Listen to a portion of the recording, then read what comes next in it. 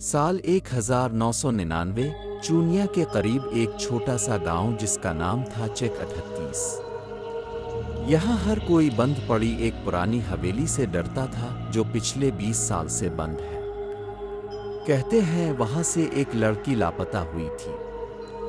سائمہ ایک 21 سالہ لڑکی تھی جو لاہور سے آئی تھی اپنے دادا کی عیادت کے لیے۔ اسے پراسرار جگہیں پسند تھیں۔ جب گاؤں کی عورتوں نے حویلی کی کہانی سنائی تو اس کا تجسس اور بڑھ گیا۔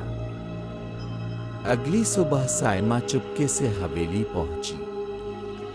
دروازے پر مٹی اور جالے جمی ہوئی تھی، جیسے سالوں سے کسی نے ہاتھ نہ لگایا ہو۔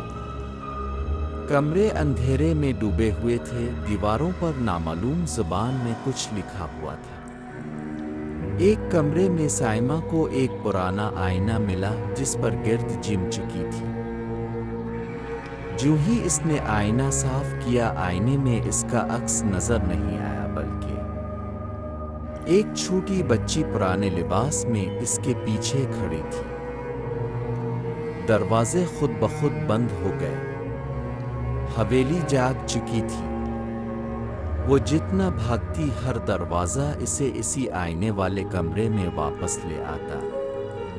اب جب اس نے آئینے میں دیکھا تو وہ سائمہ نہیں تھی، کسی اور کا چہرہ تھا، جلا ہوا سفید آنکھوں والا۔